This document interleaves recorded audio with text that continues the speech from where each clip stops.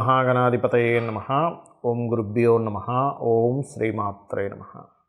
పరమేశ్వర స్వరూపమైనటువంటి జ్యోతిష, వాస్తు మరియు ఇతర అనేకమైనటువంటి శాస్త్రములను మనకు అందించినటువంటి మహర్షులకి నమస్కారం. హయగ్రీవ హయగ్రీవ హయగ్రీవేతి యో వదేత్ తస్య నిస్సరతే వాణి జిహ్నుకన్యా ప్రవాహవత్. అరుణాం కరుణాతరంగితాక్షీం ధృతపాశాంకుశపుష్పబాణచాపాం అనిమాదిభిరావృతాం మయూకైః అహమిత్యేవ విభావయే భవానీం. శ్రీమాత్రే నమః. ప్రేక్షకులందరికీ కూడా ఆ లలితాంబిక అమ్మవారి అనుగ్రహం పరిపూర్ణంగా కలగాలని మనస్ఫూర్తిగా కోరుకుంటూ, మనం ఈరోజు చాలామంది నన్ను అడిగినటువంటి ఒక ప్రశ్న ఏమిటి అంటే, ఏమంటే మేము లైఫ్లో ఫైనాన్షియల్గా బాగా చితికిపోయి ఉన్నాము, మరలా మేము రీస్టార్ట్ చేయాలి అనుకుంటే పర్టికులర్గా ఏదైనా ఒక్కొక్క లగ్నం బట్టి లేదా ఒక్కొక్క రాశిని బట్టి ఫలానా వాళ్ళ ద్వారా ధనం తీసుకొని స్టార్ట్ చేయడం కానీ, లేకపోతే ఫలానా రోజు స్టార్ట్ చేయడం కానీ, ఫలానా దేవత ఆరాధన చేసుకుంటూ స్టార్ట్ చేయడం కానీ, మళ్ళీ నా లైఫ్ని కనుక రీస్టార్ట్ చేయాలనుకుంటే ఎటువంటి రోజు అంటే ఏ రోజు ఎటువంటి వాటిల్లోకి ఎంటర్ అవ్వడం ఇట్లాంటివి ఏమైనా ఉంటుందా అని. బట్ నేను ఒకటి చెప్తాను, ఇది ఫలానా లగ్నం, ఇది మేషమో వృషభమో ఉంటుంది లగ్నం, అలా లగ్నం బట్టి ఉంటుంది, ఉండదని కాదు. కాకపోతే మీ పర్సనల్ చార్ట్లో మీ ధనాధిపతి ఎలా ఉన్నాడు, మీకున్న మహాదశ ఎలా ఉంటుంది అనేటువంటిది ఉంది. దీనికి కండిషన్స్ కూడా నేను లాస్ట్లో చెప్తాను. అదేవిధంగా అసలు జాతక చక్రం లేని వాళ్ళు కూడా ఫైనాన్షియల్ గ్రోత్ అవ్వాలి ఏంటనేది చెప్తాను. బట్ మనం ఈ ఎపిసోడ్స్లో ఏంటంటే ఒక్కొక్క లగ్నం తెలియని వారు రాశి బట్టి మనం ముందుకు వెళ్దాం. మీన లగ్నము, మీన రాశి. మీనం అంటేనే ఇదేంటంటే జీవిత అన్వేషణ. అసలు నేను ఎందుకు పుట్టాను, నా లైఫ్ ఎటు వెళ్తుంది, నేను ఏ కర్మ చేయడం కోసం పుట్టాను, నా లైఫ్ గోల్ ఏంటి, అసలు భూమి మీద ఎందుకు రావడం జరిగిందనే అన్వేషణ ఎక్కువగా ఉంటుంది. 99% పీపుల్ ఉంటుంది నేను రాశారు మీ లగ్నం. అయితే మీకు ధనం గురించి మనం మాట్లాడుకుంటున్నాం కాబట్టి వీళ్ళు కూడా గ్రేట్ గురూస్ చెప్పాలంటే. వీళ్ళలో కూడా ఒక మంచి తత్వం ఉంటుంది మీనంలో వాళ్ళకు కూడా. అలాగే ధనాధిపతి మాత్రం కుజుడు అవుతాడు. ఇక్కడ ఫైరీ నేచర్ వీళ్ళది, అంటే ఫైరీ సంబంధించిన నేచర్తో కూడిన కుజుడు ధనాధిపతి అవుతాడని నేను చెప్పడం. అయితే మీరు కనుక లగ్నంలో ఉన్నాడు అనుకోండి, ఇంకా ఎక్కువ స్పిరిచువల్ ఆస్పెక్ట్స్ కఠినంగా చేయడం అనేటువంటిది ఉంటుంది, సాధనలు.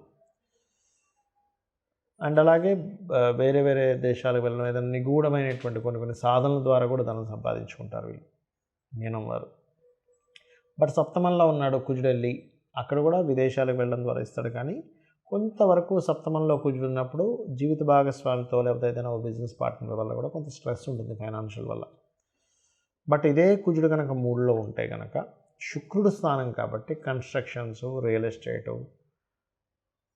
మీడియేటింగు అండ్ అడ్వర్టైజ్మెంట్స్ లేకపోతే మార్కెటింగ్ రిలేటెడ్ వీటి వల్ల ఇస్తాడు. అదే 4లో ఉన్నాడు ఉదాహరణకి మీకు, అప్పుడు మాత్రం సహజంగా మీన లగ్నానికి ఏంటంటే ఎప్పుడు నేను చెప్తుంటాను, ఫాదర్తో సంథింగ్ రిలేషన్ ఉంటుంది. అంటే ఫాదర్తో వాళ్ళ జర్నీ, ఫాదర్ ఎమోషన్స్తో వాళ్ళ జర్నీ ఉంటుంది మీన లగ్నం వాళ్ళకి. Because of 6th lordship is sun. 6th అనేది ఉంటే డైలీ రొటీన్ లైఫ్ కాబట్టి ఆ జర్నీ ఉంటుంది. 6th లార్డ్షిప్ రవికి రావడం వల్ల కూడా వీళ్ళకి గవర్నమెంట్ సెక్టార్స్లో తొందరగా రావడానికి ఛాన్స్ కూడా ఉంటుంది. బికాజ్ ఆఫ్ గవర్నమెంట్ రిలేటెడ్ కర్మ వీళ్ళకి కనెక్ట్ అవ్వాలి కాబట్టి. అండ్ అలాగే 4th హౌస్లో వెళ్ళి కనుక 2nd లార్డ్ వెళ్ళి కూర్చుంటే కూడా గవర్నమెంట్ కర్మాస్ ఎక్కువగా కనెక్ట్ అవుతాయి. కాకపోతే ఇక్కడ కొద్దిగా స్ట్రెస్ కూడా ఉంటుంది మానసికంగా, ఎందుకంటే ఇది వెళ్ళి బుధుడు రాశిలో కూర్చున్నాడు. బట్ అదే 2nd లార్డ్ వెళ్ళి కనుక నీచ స్థానంలో ఉన్నాడు. ఇక్కడ మాత్రం కొంచెం ఏదైనా క్రియేటివ్ సైడ్ వెళ్తే మాత్రం నిజంగా రాజయోగం జరిగితే క్రియేటివ్ ద్వారా డబ్బులు వస్తాయి. బట్ ఇలా వెళ్ళినప్పుడు కొంచెం క్రియేటివ్ సైడ్ వెళ్ళారు వీళ్ళు, మెడికల్ సైడ్ వెళ్ళారు, ఇబ్బంది వస్తుంది. మళ్ళీ 6లో ఉన్నాడు వెళ్ళి కుజుడు, అప్పుడు కొద్దిగా ఏదైనా బ్యాంకింగ్, గవర్నమెంట్ జాబ్స్ సెక్టార్స్లో డబ్బులు వస్తాయి. ఎందుకంటే ఇక్కడ మీకు కుజుడు వెళ్ళి గవర్నమెంట్ సైన్స్లో కూర్చున్నాడు కాబట్టి. 7th అయితే ఆల్రెడీ చెప్పాను. ఇక 8లో ఉన్నాడు అనుకోండి ఉదాహరణకు మీకు, ఇక్కడ ఎనీథింగ్ బిజినెస్ సెక్టార్స్లో డబ్బులు వస్తాయి. కానీ కొంచెం ఆ బిజినెస్లో అప్ అండ్ డౌన్స్ కూడా చాలా ఎక్కువగా ఉంటాయి. కాకపోతే మీకు ఇక్కడ 8th హౌస్లో ఉన్నప్పుడు ఏంటంటే 8th హౌస్ అనేది అప్ అండ్ డౌన్స్ కాబట్టి మీరు ఆంజనేయ స్వామి ఆరాధన ఎక్కువగా బాగా పనిచేస్తుంది మీకు. 9th హౌస్ ఉదాహరణకి ఫాదర్ లేదా పూర్వీకులకు సంబంధించిన ఆస్తులు, లేకపోతే ఏదైనా కరెక్ట్ గైడింగ్తో ఒక భూమిని కొనడం ద్వారా మంచి ధనయోగం పట్టడం. Because of second lord is 9th house, అది ఓన్ హౌస్ అవుతుంది. కొంతమంది చూడండి మనం చూస్తుంటాం ఏంటంటే ఒక అతను వచ్చి నాకు అప్పట్లో ఒక ల్యాండ్ కొనమన్నారండి, నాకు ఒక గైడ్, నాకు తెలిసిన వ్యక్తి, నా శ్రేయోభిలాషి, అది నాకు లైఫ్లో టర్నింగ్ పాయింట్ ఇచ్చింది అంటుంటారు. అట్లా ఎవరైనా గైడ్ చేయడం ద్వారా మీకు డబ్బులు రావడం. బికాజ్ ఆఫ్ కండిషన్ ఈజ్ దాని పొజిషన్ ఎట్లా ఉంది, పాపకత్తిలో ఉంది, కొని కూడా ఆగిపోతాయి ఒక్కోసారి, చూసుకోవాలి. అండ్ 10th హౌస్లో ఉన్నది, ఉదాహరణకి కుజుడెళ్ళి, ఇక్కడ కూడా మీరు ఏదైనా creative side, food related, teachings related, consultancy related చేసుకోవచ్చు. బట్ ఏదైనా కానీ ఒక ఫోర్స్ఫుల్ అండ్ ఏదైనా ఒక కఠినంగా స్ట్రెస్ఫుల్గా వెళ్ళే యోగాన్ని ఇస్తూ ఉంటుంది ఇక్కడంతా కూడా.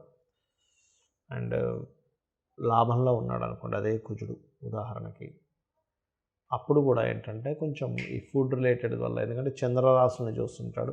బట్ వ్యయంలో ఉంటే మాత్రం ఇక్కడ ఎనీథింగ్ సర్వీసెస్ అంటే ఎనీథింగ్ నేర్పించడం, టీచింగ్స్, వీటి ద్వారా ఇస్తుంటారు. బట్ మీకు ఏంటంటే మీరు ఎంత స్కందారాధన, నరసింహస్వామి ఆరాధన, రాజరాజేశ్వరి అమ్మవారి ఆరాధన చేసుకుంటే అంత బాగుంటుంది. ఇక్కడ నేను మీకు కొన్ని కండిషన్స్ కూడా చెప్తాను. ఏమిటది అంటే, అందరూ చేసుకోవాల్సిన ఫస్ట్ అసలు మంత్రం ఏమిటి? ఫైనాన్షియల్గా నాకు రావట్లేదండి, ఓం సంపత్కరీ సమారూఢ సింధుర వ్రజ సేవితాయే నమః. లేదు బాగా అప్పులు ఉన్నాయి, గొడవలు ఉన్నాయి, ఆ గొడవలు తీరిగితే కానీ నాకు డబ్బులు రావంటూ ఉంటారు. అలాంటప్పుడు నవవిద్రుమ బింబశ్రీ ఞక్కారి రతనచ్చద, దీనికి ముందు ఓము లాస్ట్లో నమః కలుపుతుంది. ఓం నవవిద్రుమ బింబశ్రీ ఞక్కారి రతనచ్చదాయే నమః. అయితే ఇక్కడ మనకు కొన్ని కండిషన్స్ ఉంటాయి. ఏమిటది అంటే, ప్రతి మనిషికి కూడా ఫైనాన్షియల్గా మంచి స్టేజ్కి వెళ్ళాలని అనిపిస్తుంది, అనిపించాలి కూడా. మనకు శాస్త్రాలు కూడా చెప్పింది ఏమిటంటే, పురుషుడు ఖచ్చితంగా 1 సంవత్సరం సరిపోయేంత ధనాన్ని అతను ఎప్పుడూ క్యారీ చేస్తుండాలట. అది కూడా ఎవరు? గృహస్థు, సన్యాసుల గురించి కాదు నేను చెప్పేది. గృహస్థు ఖచ్చితంగా ఒక 1 year సరిపోయేంత మనీని ఆయన దగ్గర ఉంచుకుంటే ఫ్యామిలీకి ఏమీ జరగకుండా ఉంటుంది. ఇవాళ రేపు మనం చూసుకున్నట్లయితే ఏ రోజుకి ఆ రోజే పరిస్థితి, ఏ నెల కానాలే పరిస్థితి ఉంది. మరి అంత మనీ మన దగ్గర ఎప్పుడూ ఉండాలి, నిల్వ ఉండాలి అంటే మీరు చేయవలసినటువంటి కొన్ని మనకు తెలియకుండానే కొన్ని తప్పిదాలు చేస్తూ ఉంటాం. ఏమిటవి? ఇప్పుడు నేను మీకు మంత్రం చెప్పాను, ఈ మంత్రం రెగ్యులర్గా చేయాలి. ఎప్పుడైనా గుర్తుపెట్టుకోండి, రెగ్యులర్గా ఒక రోజు ఏదో బద్దకించి ఆపేసాం, 2వ రోజు 3వ రోజు ఆగిపోతూ ఉంటుంది. కాబట్టి పాయింట్ నెంబర్ 1, రెగ్యులర్గా మంత్రం చేయడం చేయండి. ఇంకోటి, ఇప్పుడు నేను మీకు చెప్పాను ధనాధిపతి ఈ ప్లేసెస్లో ఉంటే వీళ్ళ మూలంగా, వీటి మూలంగా ధనం ఉంటుంది అని.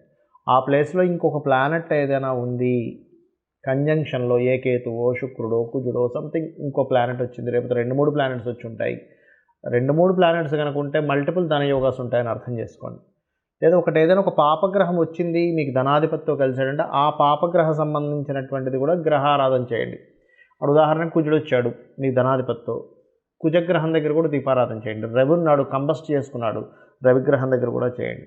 లేదా రవిచంద్రులు ఇద్దరూ కలిసి మీ ధనాధిపతితో ఉన్నాడు, అది అమావాస్య యోగం ఏర్పడింది కాబట్టి రవిచంద్ర గ్రహాలు రెండింటికి మీరు దీపారాధన చేయండి. అప్పుడు ఏమవుతుందంటే మీకు ఈ ప్రాబ్లం అనేటువంటిది, మీ ఫైనాన్షియల్ స్ట్రెస్ అనేటువంటిది తగ్గుతుంది. ఇక మరొక విషయం ఏంటంటే, చాలామందికి గోవులు దగ్గరలో ఉన్నాయండి, గోవుకి ఏదైనా తినిపించవచ్చు అని అడుగుతున్నారు. ఫైనాన్షియల్ గ్రోత్ మీకు రావాలి, మీ గ్రహస్థితిలో మంచి మార్పు జరగాలంటే మీరు చేయవలసింది సింపుల్గా ఒకటే గుర్తుపెట్టుకోండి. శనివారాలు పిడికెడు బెల్లం, సింపుల్ పిడికెడు బెల్లం తీసుకెళ్ళి దేశీవాలి గోవుకి ప్రశాంతంగా అంత హ్యాపీగా పెట్టండి చాలు. ఆ జీవి కనుక ఆనందిస్తే ప్రకృతి ఆటోమేటిక్గా మీకు పాజిటివ్ రిజల్ట్స్ ఇస్తుంది. శుక్రవారాలు 3 చపాతీలు తీసుకోండి, దాని నూనెతో కాల్చకుండా చక్కగా నార్మల్గా కాల్చి దాని మీద చక్కగా తేనె పూసి చిన్న ముక్కలుగా చేసి చిన్నపిల్లలకి ఎలా తినిపిస్తాం అట్లా గోవుకు తినిపించండి. 3 సంఖ్యకి గురువు కారకుడు, తేనెకి శుక్రుడు కారకుడు, గురు శుక్రుల సంబంధం ఈ ఫైనాన్షియల్ గ్రోత్. అలాగే ఇక్కడ మరొక విషయం ఏంటంటే, మీరు తెలియకుండానే కొన్ని మిస్టేక్స్ చేస్తాం, చెయ్యకూడని పనులు చేస్తూ ఉంటాం. మనం ఎన్నో పూజలు చేస్తుంటాం, ఓ పక్క చేయకూడని పనులు చేస్తుంటాం. ఏమిటవి? అందుకే ఫైనాన్షియల్ క్రంచ్ కూడా ఏర్పడుతూ ఉంటుంది. గుర్తుపెట్టుకోండి. 1, సండేస్ నాన్ వెజిటేరియన్, డ్రింకు, స్త్రీని కలవడము, తలకు నూనె పెట్టుకోవడం చేయకండి. Sunday is most important. 2వది, ఒక పూజ చేస్తాము, ఒక మంత్రం చేస్తాం, మాటికి మళ్ళీ ఇది పని చేస్తుందో లేదో, ఇది చేశాను కానీ ఏమవుతుందో, నెగటివ్ థింకింగ్ స్టార్ట్. అలాగే ధనం అనేటువంటిది ఒక నోట్ల కట్టల రూపంలో అసలు చూడకండి దయచేసి. ధనం దేన్ని ఆశ్రయించి ఉంటుంది? ఒక స్కిల్ని ఆశ్రయించి ఉంటుంది. డబ్బులు ఎప్పుడు కూడా ఒక స్కిల్ని ఆశ్రయించి ఉంటుంది. మీకు డబ్బులు ఎక్కువ కావాలి అంటే ఎక్కువ స్కిల్స్ నేర్చుకోవాలి. ఇది మెయిన్ పాయింట్. మీ దగ్గర పలానా ఇది ఉంది, ఒక బిజినెస్ మ్యాన్ దగ్గరికి వెళ్ళి మీరు చెప్పారు, నా దగ్గర ఒక గొప్ప ఐడియా ఉంది, దీని ద్వారా మీ యొక్క బిజినెస్ డబల్ అవుతుంది అన్నారు. వెంటనే అతను మిమ్మల్ని అవునా అయితే నువ్వు నా దానిలో కొంచెం జాబ్ చేసి చూపించు అంటాడు. మీరు చూపించగలిగారు, ఏమవుతుంది? మీ యొక్క వాల్యూస్ పెరుగుతాయి. అంటే ఏమిటి? డబ్బు సంపాదించాలంటే ఎవరైనా కానీ స్కిల్స్ పెంచుకుంటుండాలి. దీని బీజం అది. ఇంకోటి ఏంటంటే డబ్బుని చాలామంది ఏం చేస్తారు, ఒక రేంజ్లోకి వెళ్ళంగానే చప్పబడిపోతారు. అది చాలా పెద్ద మిస్టేక్. అరే నేను ఆ రోజులు చాలా బ్రతికాను, దాని తర్వాత ఎందుకు నేను పతనం అయ్యాను అంటుంటారు. బికాజ్ ఆఫ్ అప్డేట్ లేకపోవడం. ఎప్పటికప్పుడు అప్డేట్ చేసుకోవట్లేదు వాళ్ళని వాళ్ళు. ఎప్పుడైతే మనం అప్డేట్ చేసుకోవడం ఆగిపోతామో ప్రకృతి, ఈ వరల్డ్ అనేది ఆగదు, వెళ్ళిపోతూనే ఉంటుంది. మనం అక్కడ ఆగిపోయాం, ప్రపంచం ముందుకు వెళ్ళిపోయింది. ఇది గుర్తుపెట్టుకోండి. నేను చెప్పిన పరిహారాలు చేసుకోండి. 100% మీరు లైఫ్లో సక్సెస్ అయి తీరుతారు. ఇంకా ఎక్కువ సమస్యలు ఉన్నాయండి, అసలు మైండ్ పని చేయట్లేదు అంటుంటారు చాలామంది. అసలు ఏం చేయాలో అర్థం కావట్లేదు, షివరింగ్గా ఉంది, బోల్డ్ క్రెడిట్ కార్డ్స్ అయిపోయాయి, చాలా ఇబ్బందిగా ఉంది. ఉదయం సాయంత్రం 2 సార్లు లలితా సహస్రనామాలు యూట్యూబ్లో పెట్టుకొని చక్కగా జస్ట్ ధ్యానంలో కూర్చొని ఇక్కడ ఆ కాన్సన్ట్రేషన్ ఇక్కడ చేస్తూ అలా కూర్చోండి. మీ మైండ్ ఫస్ట్ సెట్ అవుతుంది. ఎందుకంటే నేను చాలామందిని చూస్తుంటాను, బోల్డ్ అని అప్పులు, క్రెడిట్ కార్డులు వాడేసి, అది వాడేసి, ఇది వాడేసి, అవి ఎలా కట్టాలో అర్థం కాక వాళ్ళ ఫోన్ నుంచి తప్పించుకొని ఇలాంటివన్నీ పడుతున్నారు. అప్పులు మీకు పూర్తిగా పోవాలంటే ఓం అపర్ణాయై నమః ఈ మంత్రం చేయండి. ఖచ్చితంగా మీరు ఆ యొక్క అమ్మవారి అనుగ్రహంతో మరలా పూర్వ వైభవాన్ని మీరు పొందుతారు.